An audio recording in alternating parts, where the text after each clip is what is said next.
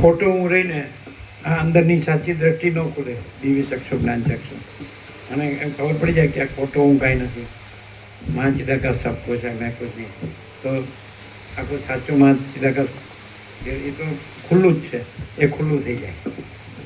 ખોટો હું એને ઢાંકે છે તો એ ન રાખીએ તો એ ખુલ્લું જ છે, એ ખુલ્લું થઈ જાય.